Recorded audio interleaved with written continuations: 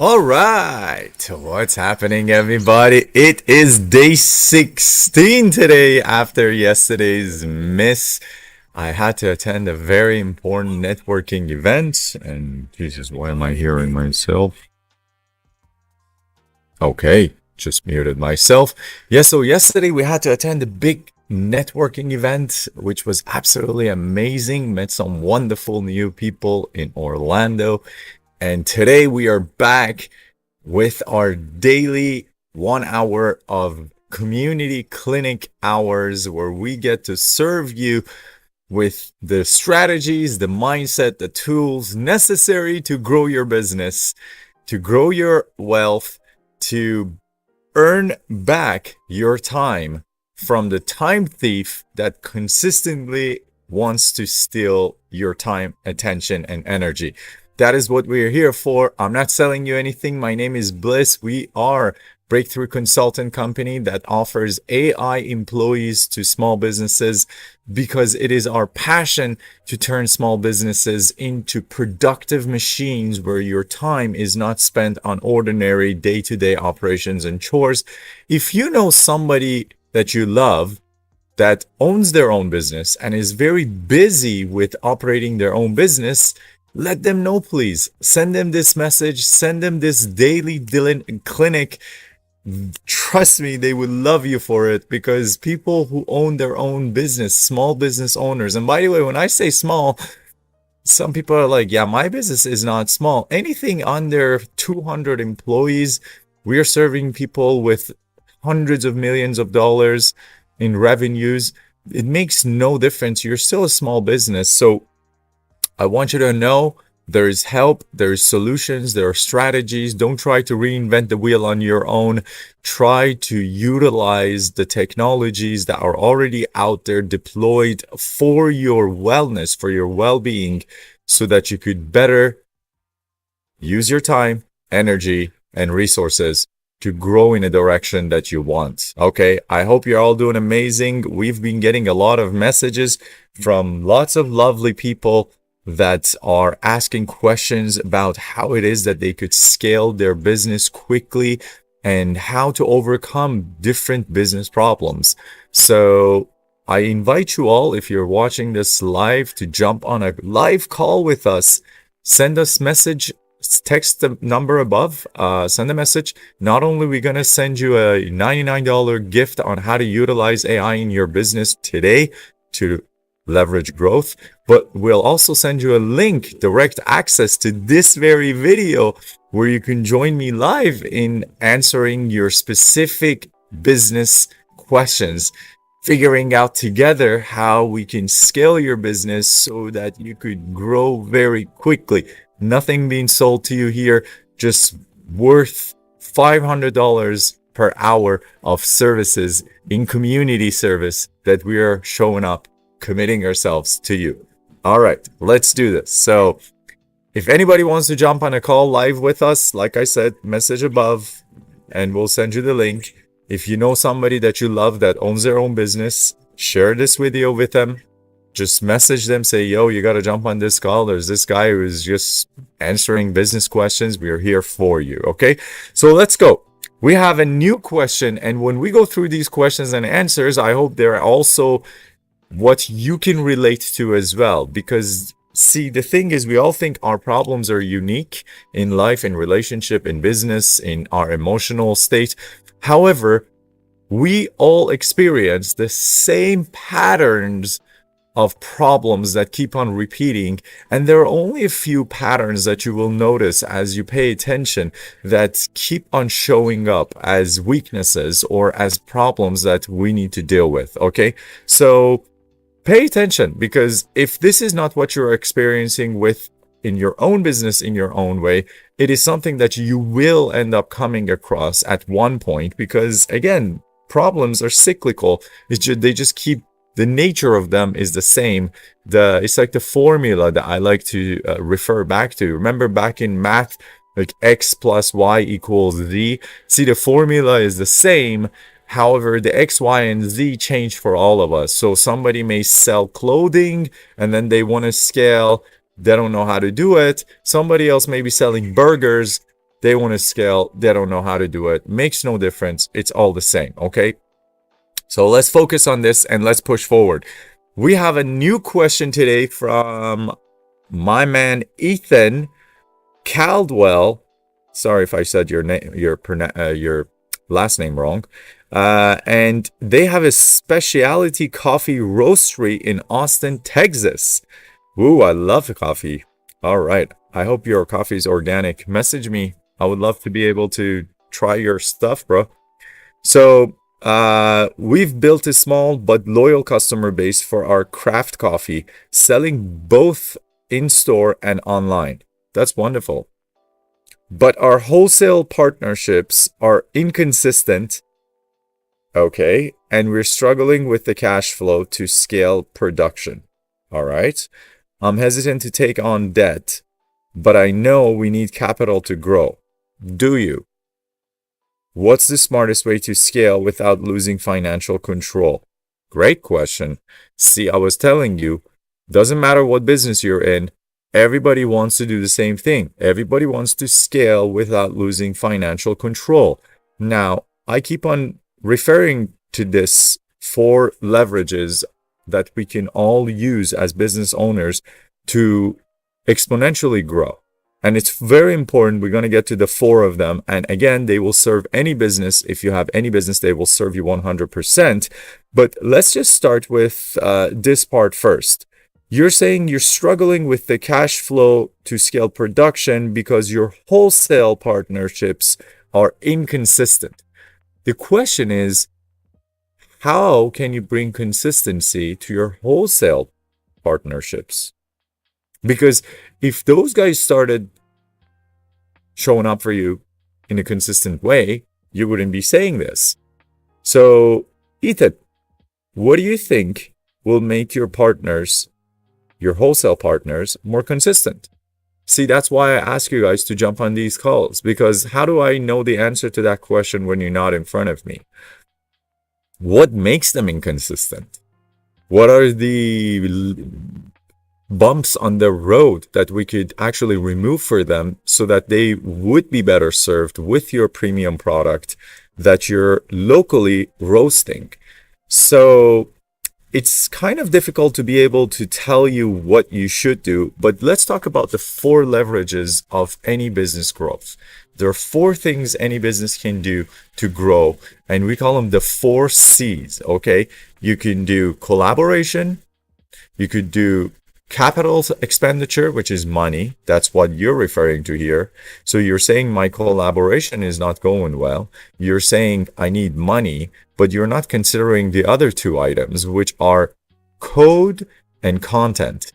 Content can include and does include the special operating procedures. We call them SOPs in businesses, systems, artificial intelligence, employees, departments, anything that will help your business be able to automate processes. And now the other 4th one is code. Code is literally software. We could leverage software, which is exactly what AI comes in, for example, to be able to help any business scale and grow much, much more rapidly. So in short, Ethan from Texas, I would need more information to be able to tell you what you should do with your coffee and who your ideal avatar client is. I don't know who your ideal avatar client is right now. Is your ideal avatar client distributors, wholesalers? Are they local shops that could use your coffee and your coffee beans? Or are they actually end consumers that want locally roasted and American supported businesses? I don't know who your ideal avatar is. You got to define your ideal avatar. Please, it's so important. Doesn't matter what you do or who you are, what business you're in. Even if you're an employee of another company, please always do yourself this favor. And hello, Turbo, and it is good to have you on the channel. And let's see, Turbo from YouTube saying hello. I just wanted to acknowledge you because I want you to know that we are live and we are answering your questions.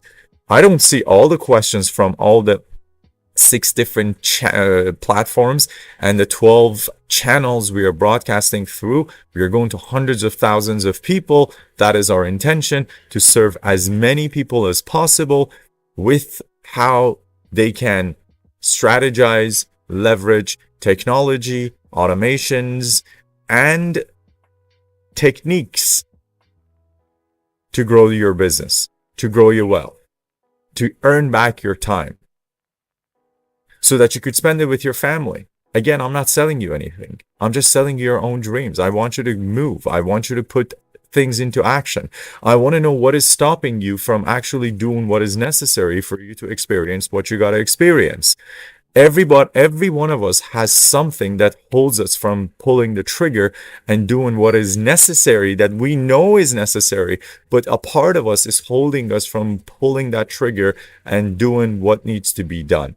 My strive here, my passion here, is to help you figure out what is your obstacle and how do we get over that hump. Okay, so Ethan, I hope you got some value out of this. Without you present, it's really hard to tell you how to scale this properly without knowing your ideal avatar. So I'm going to move to the next question, but I hope that kind of gave you an idea. You're not only bound by capital and spending more capital and money, you could also leverage content and code. And content, by the way, is also the free content that you can put on social media to attract new people. Billions of people, for the first time in humanity's history, within the past 15 to 20 years, we have access to as businesses that we could reach for free.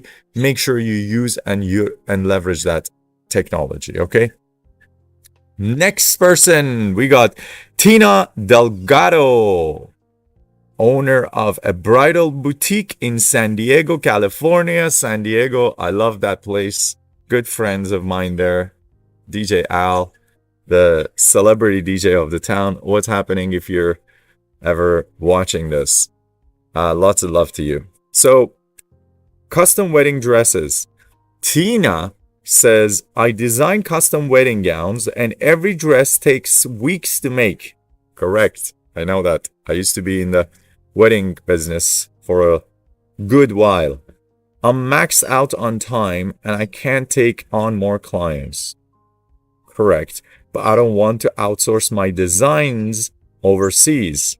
How can I scale my business while keeping it handmade and high-end?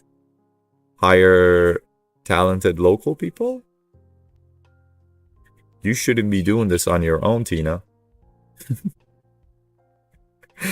Why are you doing this all on your own? See what you're doing. This is what I don't understand. I don't get this.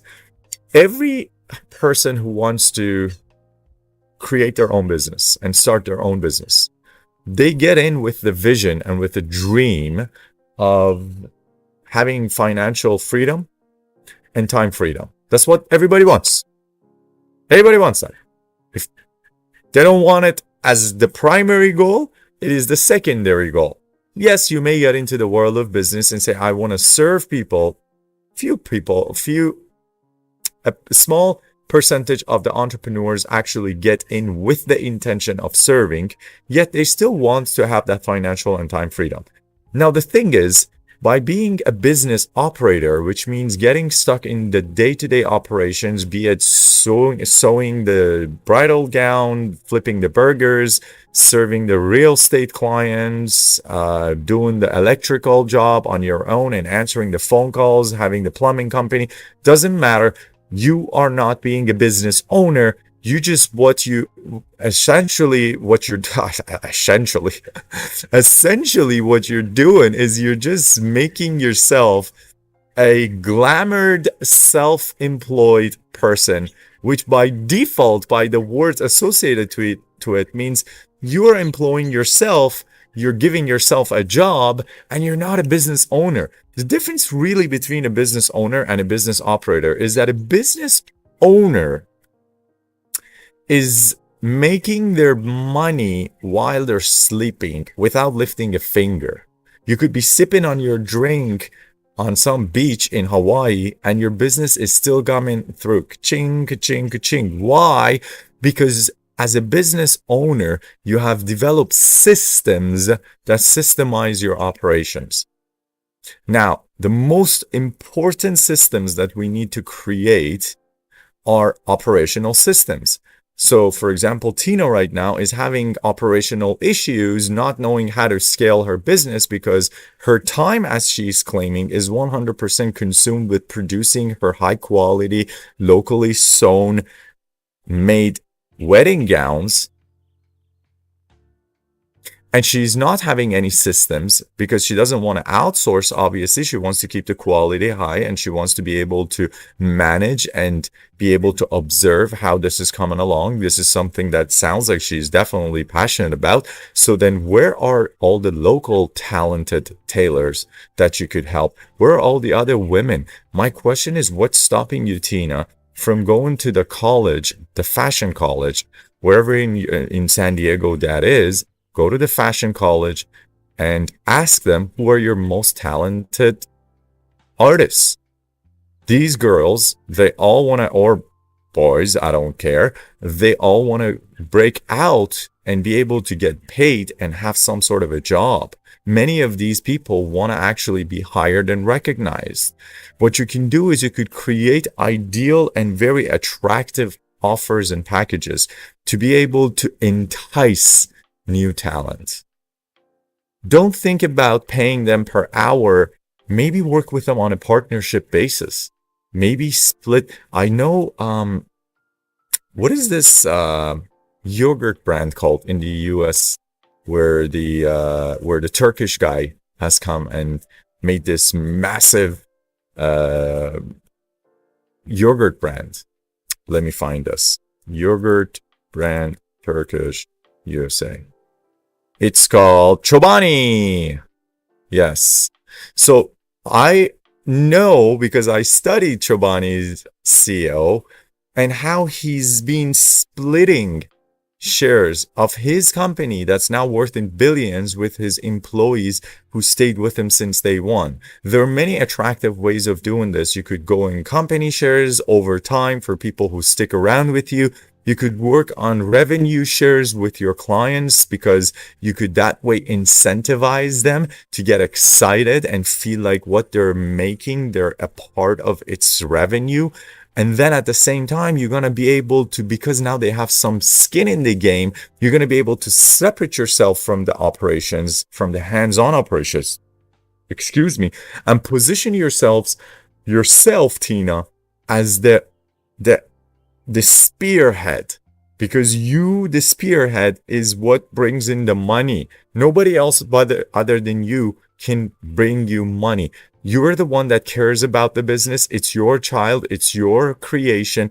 And your job should be to spend your most of the day on the 4% of your efforts that create 64% of the results in your business. And this is the same for any business owner out there.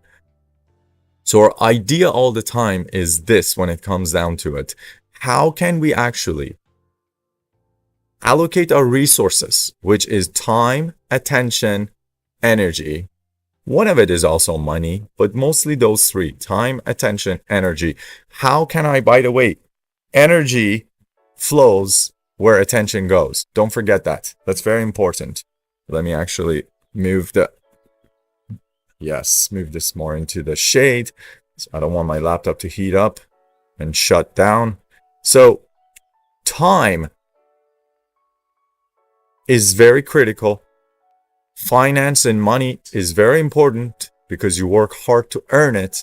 However, the point where you become a business owner, when you make monthly revenue income that is residually building on its own and adding up, only happens when you're able to focus and manage your attention, which pulls your energy to wherever you put your attention, and then build consciously, not from a place of lack, but from a place of abundance, not from a place of, I don't have time, I'm going crazy, I don't know what to do, but from a place of, wow, I need to serve these people, I need to attend this show, I need to go to that place, I need to create this collaboration, I need to produce that content so I could be able to reach a wider audience.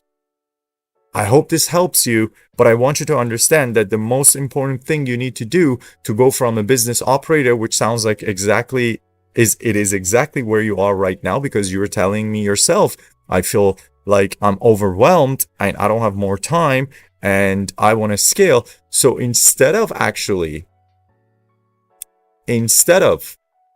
being the operator who's just giving yourself a pretty fancy paycheck, maybe at best, become the owner. Step back, accept a 20% tolerance of errors, and train your staff to be able to think autonomously and give them the power so they could make decisions and allow your business to flourish. Because with one person doing everything, you're always going to be a one-man operation or one-woman operation here. You're never going to be able to scale your business. So bring systems, start training people. In my perspective, because you're in the luxury and custom wedding dresses business, that means in gowns, then that means that you have the margin to be able to make your staff a partner in the operations. Do that. And if you like, always jump on a live call. For everybody else who's watching us live every day from 11 a.m. to 12 p.m., we're here. We're just giving back to you, trying to serve you. If you know somebody that you love that owns their own business, your cousin, family, somebody, friend that is just going crazy and you want them to actually grow faster because that's what they want to experience, every business owner, please send them this. Just take a quick moment, like, share this. I'm not asking you for anything. I'm not selling you anything. I'm just saying if you're watching this, please help to spread the love and the word so that we could serve more people who actually will be served by this. Next one, we go to Mr. Marcus. By the way, if you want to join the conversation live, don't forget, you could just text us above at this phone number, and we're going to send you a link to participate live in this. Over $500 value in 1 hour of conversation here. So a 15-minute conversation is $150, not a problem. We're more than happy to do that for you. All right. So Marcus Johnson, and he has an academy in Detroit where he does personal training and strength coaching. Very well. Marcus says, my apologies, I've trained elite athletes for years, but I'm struggling to build a sustainable income beyond my one-on-one sessions. Yeah, I know what you're saying, bro. That's what I keep on telling everybody. Because you have a job right now. You don't have a business. I've considered launching a digital fitness program, but I'm worried about competing with influencers who have massive followings. Oh, that's a good one too, actually.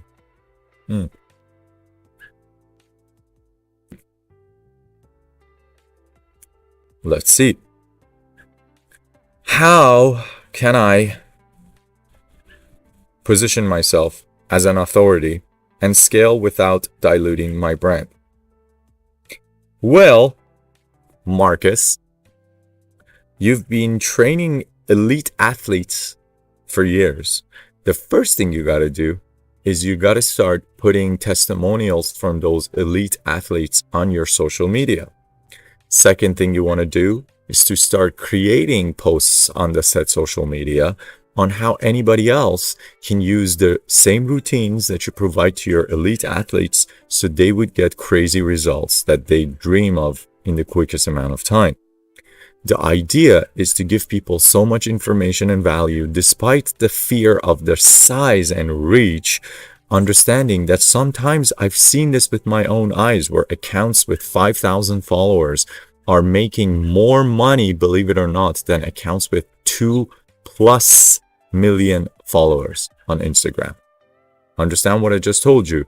5,000 people who are there for your core offer and respect and appreciate what you're doing can make you more money than 2 million followers would. So do not think by any means that you are limited and you're competing with them. You're not competing with influencers with big following base. What you're competing against is all the stupid videos of the cat videos, the dog videos, the child videos, the baby cute videos. All the videos, the funny videos, those are what you're actually competing with. However, when somebody is on a mission and when somebody wants to find ways to grow and to find new routines as an athlete to actually even bring themselves up to a higher level, that's what you want to put yourself out in the world as you're known for. I'm known as a trainer for elite athletes. And if you are an athlete, which means you're not chances looking for funny cat videos and you want to find ways, methods to actually be able to push more from the same body that you have and you're in right now, then I'm your guy. Marcus, do not think for a second that you don't have what it takes to put yourself out there. Put yourself out there, stay consistent, keep on delivering values, especially when it comes to quick 1-minute snippets. Do those, get testimonials, sprinkle the testimonials from your elite athletes in between your offerings of high value content to your clientele. Get on TikTok, because I think for you especially, TikTok may be a better platform than Instagram would ever be. And because just of how viral TikTok can make your content go. And let's see how it works out for you, brother. But do not fear, because that ending of I'm worried about competing with influencers who have massive followings, who the hell cares? There's always going to be the massive giants, and there's always going to be the smaller people that will just start. And many people don't like the big influencers because they know they'll never get the time of a day from them. Whereas with you, with maybe a few thousand followers, they know that they're always going to get a response anytime they message you. Which one's more likely for me to reach out to? A figure on Instagram or on TikTok that have 1 million followers, 500,000 followers, and is trying to sell me their program, or somebody with a few thousand followers that I know they will definitely respond to me and they will see my message because they don't get 500 messages every day in their inbox. So essentially, have no fear.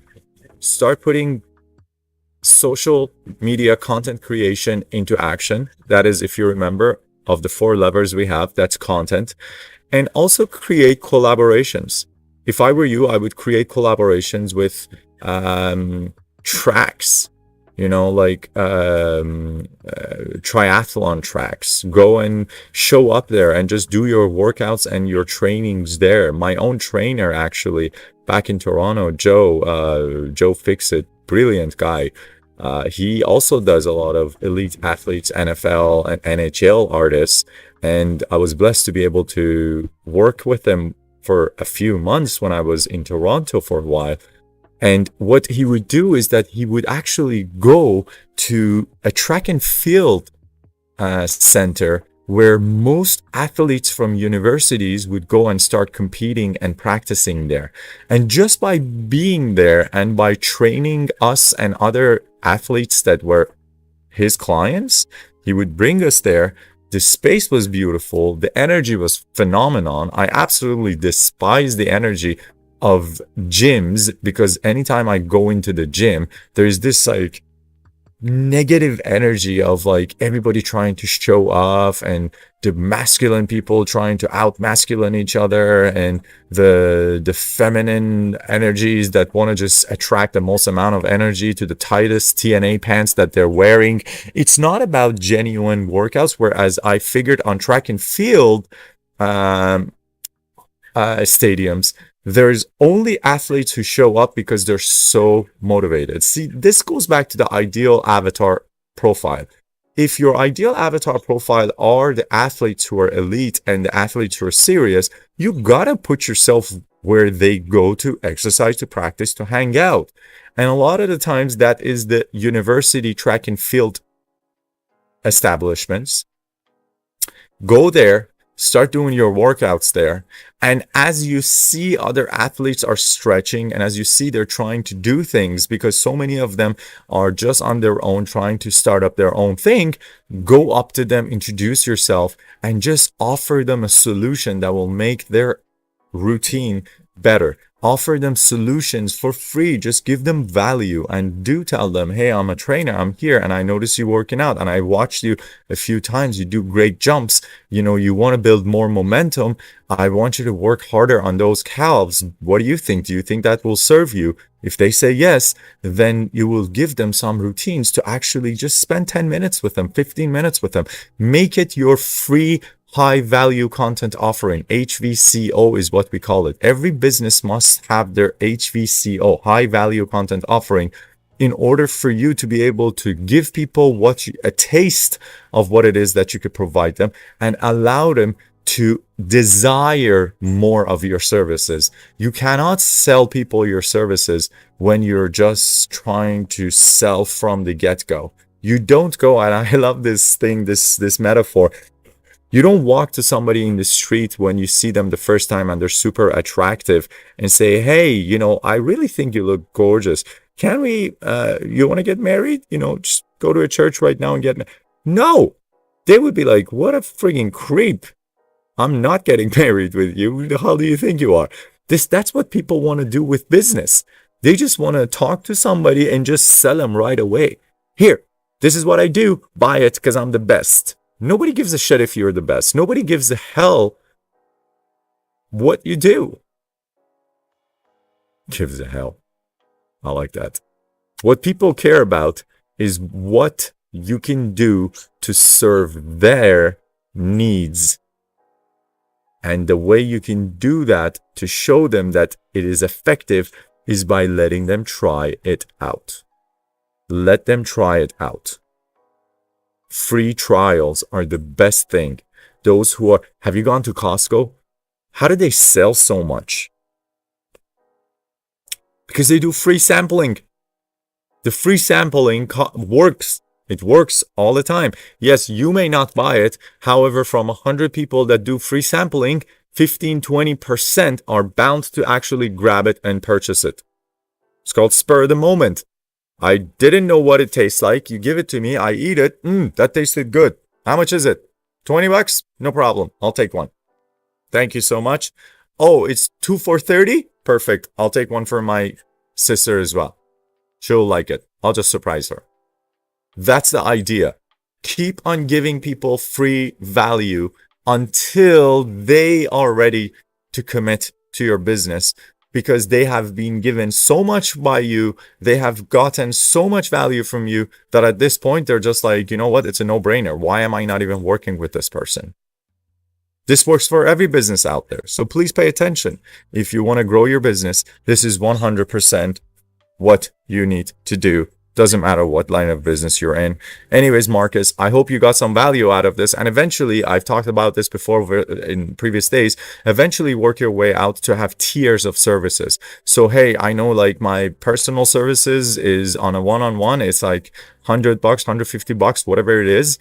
But if you want, I have this app. There are many apps that you could sign up with that I could give you your routines. I could do your diet for you. I could be here. If you have questions, you could come up to me and ask, because I'm here every day working out for myself and with my clients. And it only costs you like $40 a month or $40 a week. So have 2 tiers of offering. Don't just have one, because now with offering a lower tiered offer and allowing an entry into your ecosystem, you could bring people in and make it very affordable. It's digital. You're going to do the work once. So make it like, I don't know, $9 a week. They're students anyways, but what you want to do is to bring at least $40 a month into your pocket. And that's now called residual income. So this is income that just keeps on flowing into your account when you wake up in the morning and you check your bank account and you're like, nice, I got $40. Doesn't matter how big or small it is. Once you get 10 of those, that's $400 a month. That's your car's lease payment. Okay. 10 of those clients, your car lease is now paid for automatically. Now everything else is gravy. Okay. So let's go to the next question. Ava Patel. She is the co-owner of Patel Family Farms in Denver. And they do organic and sustainable farming. Patel, girl. Ava. You're my kind of girl. I love organic stuff. Thank you for doing what you do. I know it's hard work, and I know it's becoming harder every year. Thank you for staying true to humanity and doing what's right. Let's get your question, and I am more than happy that you reached out to us. I'm honored, and we're gonna hopefully be able to serve you. Okay, so Ava says we've built a small but profitable farm. I'm glad to hear it's profitable. Selling organic produce at farmers markets and local grocers, but demand is growing faster than we can keep up with. And scaling means either hiring more people or investing in automation, both of which come with risks. How do we grow in a way that maintains our ethical farming values? Ooh. Ethical farming values are very true. Concern. And just the fact that you've gone organic and you're sustainable farming, it's just wonderful, wonderful. Let's speak about this, because what percentage of the population right now wants to commit themselves to farming? As a matter of fact, in the United States alone right now, there are more illegals doing farming work, which is why so many of farmers are concerned, because Native Americans don't want to do the job. Nobody wakes up in the morning when they're 10-year-old and says, I want to become a farmer in the city. Nobody does that. Every kid now growing up wants to become a social media influencer. And that used to be a doctor back then. Like when I was growing up, an engineer, a doctor. Now everybody wants to be a social media influencer, because they want the fame, they want the money, and they want to do the least amount of work, just living their life while getting paid for it, right? So the thing is, to be honest with you, and this is as I don't know how you feel about this in terms of merits, but as we move along and as robotics become more prevalent in society, there's going to be a bigger push towards automating everything else.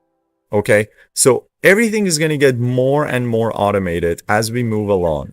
Robotics paired with artificial intelligence, paired with quantum computing, are about to change the landscape of how our lives are going to be experienced within the next 10 to 15 years. Now, the real question is, do you want to actually fight a losing battle of trying to put humans who are not even wanting to be here doing the work for you farming, or the ones who want to, but they're not legally allowed to, versus utilizing the technology to just do the right thing and serve the people the organic produce that they need? If I were in your shoes, I would start investing into the inevitable, which is, by the way, if you go back to about 100 years ago, the United States had over 90% population 100 years ago, about more of a 85 to 90% population of farming. Today, that population has gone down, shrunk down to about 1% of the population. So in the coming years, with the organics, with robotics and artificial intelligence, you're gonna have basically no choice, girl. If you don't actually get into this right now with automations, with robotics, you're not gonna be able to sustain this. And I want you to sustain yourself. I want you to keep on offering your organic produce. So please, Ava, look into this seriously. Start bringing robots into your field. Do it. Do not think about it. You will still need people to maintain those robots. You will still need people to fix them as things start happening to them. So by investing into the robotics and allowing people to be servicing those robotics, you're going to not only be able to sustain yourself, you're going to be able to scale your operations, and you're going to be able to feed more Americans organic produce, which is the most wonderful thing, the most wonderful gift you could give them, as we need more organic and less of all of this pesticide and GMO fruits and vegetables that we're being fed right now. Thank you for doing what you do. I love and respect your family and farmers. I love farmers. Thank you, farmers. I love you. especially the ones that do organic. But even if you don't, I still love you. Thank you. Farmers feed cities. Don't forget that. Everything you put in your stomach comes from farmers. Don't forget that. Farmers, gotta love them more. Okay. Next one. We got Mr. Leonard Russo, owner of Russo Fine Carpentry. Thank you so much for connecting with us. Appreciate you. And they do custom woodworking and furniture design. And he wants to know, Leonard is asking, my woodworking business thrives on custom projects, but each order takes weeks, and I can only take on so many clients at a time. This is a very true question, very valid for custom trades. Custom trades works. I don't want to mass produce cheap furniture. Yes, that's why you're in the custom and luxury business. But I also don't want to cap my income. How can I scale a high-end craftsmanship-based business? If I had you here, Leonard, it would have been really helpful instead of sending me the message, because I need to ask you some questions to be able to give you a better answer. However, I think the best thing I want to ask you is, first of all, what is your current capacity? How many employees do you have? Can you expand your current operational line? Can you expand your facilities? Can you hire more carpenters and more experts who can help you in producing these quality products? Because clearly you're saying that your business is thriving, and as each one takes weeks to fulfill, you can only take few clients at a time. So can we scale your business? Because that's always a good solution. The other solution is to increase your prices. Increase your prices by 20% and tap into a old lead reactivation plan. What you want to do is you want to get back into your leads, the old leads. If you have a CRM already, you can tap into that.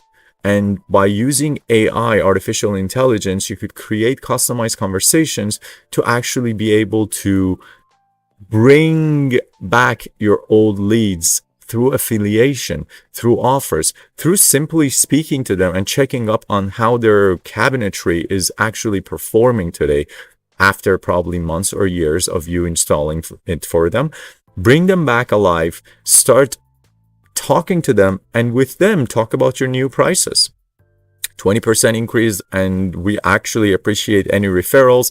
The best compliment for us is always a referral, and we'd be more than happy to pay it back and look after you with any needs you have in fixing and repairing your cabinetry for free. So this would literally put you on their map again.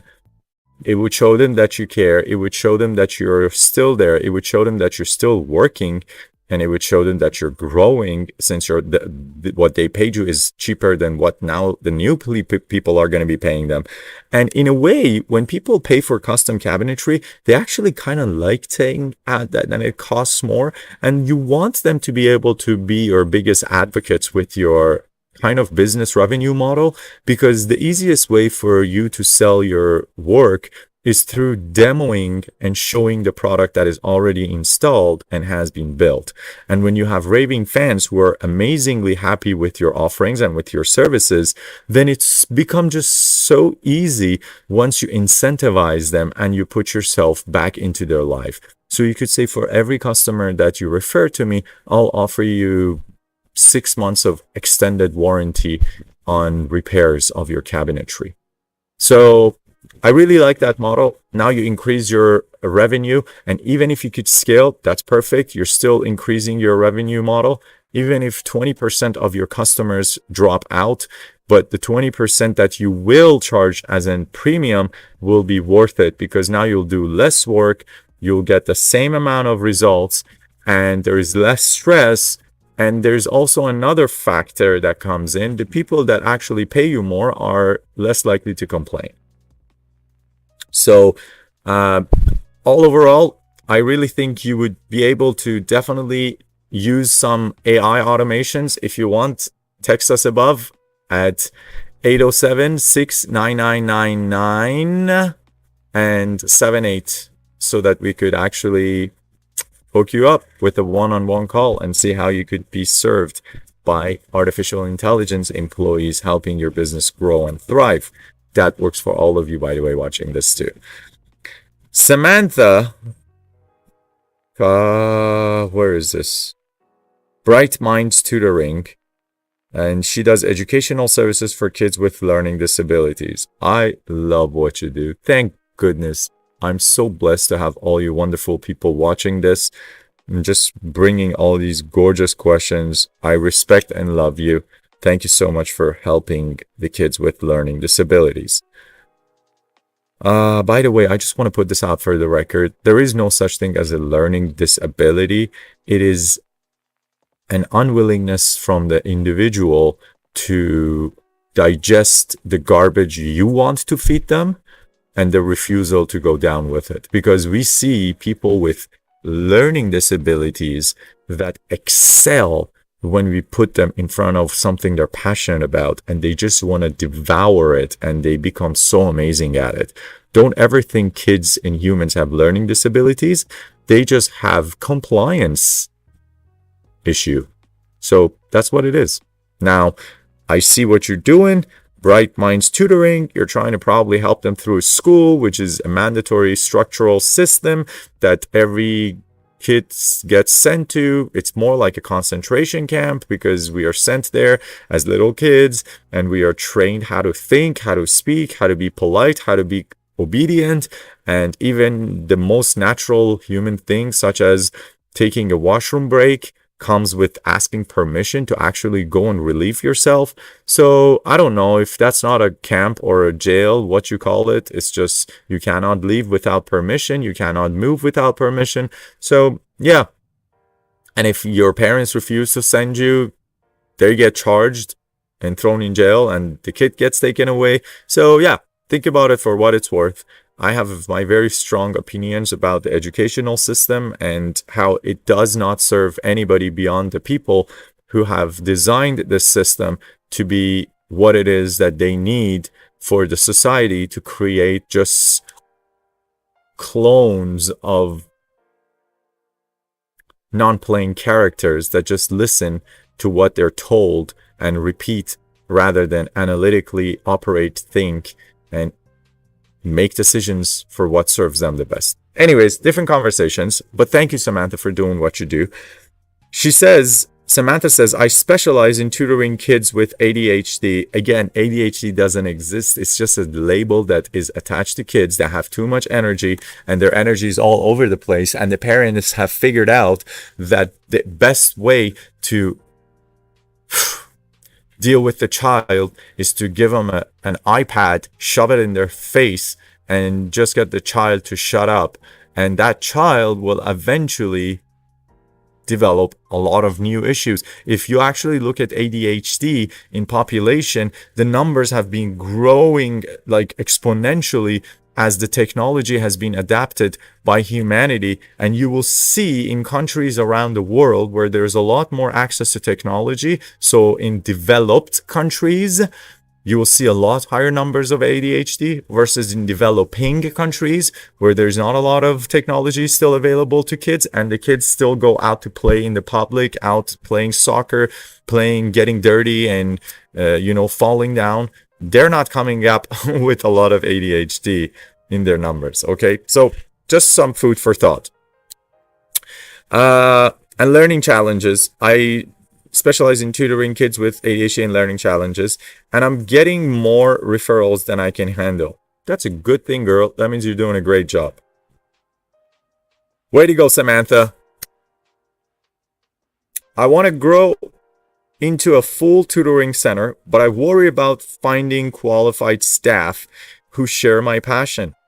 Valid point.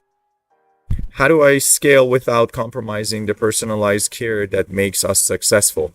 Brilliant question. Brilliant question. See, this is the example of what I was talking to you about the 10%, the small portion of the population of entrepreneurs who come in with a mission rather than having the primary goal as time and financial freedom. Samantha is here on a mission. She wants to scale her business without compromising the personalized care that makes her who she is. Kudos to you. The way you do this, Samantha, is by creating culture. Culture creation is probably the most important aspect of any business development that should be done. And you see that the biggest brands in the world, such as the Coca-Colas, the Apples, the Samsungs, the Microsofts, the Audis, Teslas, Mercedes, Lamborghinis, Ferraris, the Ford GTs, Mustangs, they all have a culture. They all have a niche and a culture which is not about what you're getting. It's about the feeling that you get when you get what you get. That's what the culture creates. So what you want to do is you want to create the culture within your internal and external operation that would allow you to communicate to people who are interested to work with you. This is exactly what we stand for, and this is what we don't tolerate. This is what we strive every day we show up here as. This is what gets us excited as tutors, as business operators here. And this is what we don't think about here. So creating a culture starts with the first step. And the first step is always to have your ideal avatar profile developed. I keep on repeating this: ideal avatar profile, ideal avatar profile, ideal client profile, if you wish to call it that. So focus on developing your ideal client profile. Once you do that, then you could start on creating a path that serves that ideal client profile in the best, cleanest fashion possible. Best, cleanest fashion possible. And that, by the way, is probably what I'm going to talk about tomorrow in our conversation, tomorrow at 11 a.m., again to 12 p.m. I want to talk about culture creation, because it doesn't matter how big or small your company is.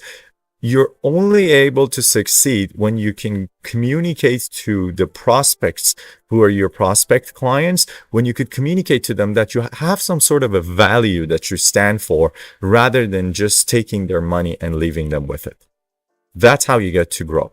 And that's literally, let's make that the topic of tomorrow's conversation, culture creation. So if there's any more questions, we'll come back to that. But that's what you need to do. Create a culture, be specific. Don't tolerate people that aren't there to 100% adhere to your culture. Be tough. Kevin O'Reilly from the Shark Tank, very, very brutal and successful businessman, says that the most important thing that a CEO or a business founder should be getting comfortable with is to fire people. Now, not fire them in a negative way and kick them out, but to be able to clearly see who's not a part of your culture and who's able to adapt to your culture, because you could always train people on hard skills and the tech strategies required to develop, to deploy and get results. But the soft skills and vision is what you cannot teach people. So be very strict, protect your space that you've created, protect your brand at all costs, and only work with people that have the same vision and passion as what you have.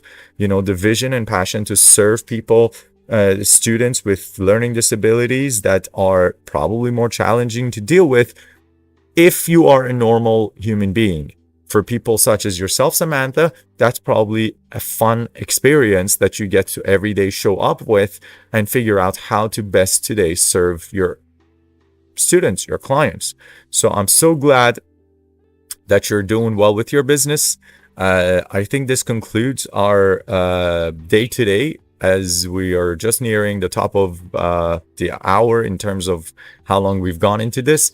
I love you all. Thank you. Please share this with a person, a business around you that you love, that you care about, because most of the times they're so busy, they don't have time to even find these resources. And business owners would do anything to find access to consultants such as us, who would help them with breaking through to the next level. So if you're watching this, please share this with other businesses that you love and care about, and be the reason that they will do better and they will love you for it. I'm not selling anything here. I'm so glad that I got to spend the time with you. I wish you all the best. Bless up, be well, love yourself. Until tomorrow, 11 a.m. to 12 p.m., no matter where you're seeing this, again, take care. Bye, people.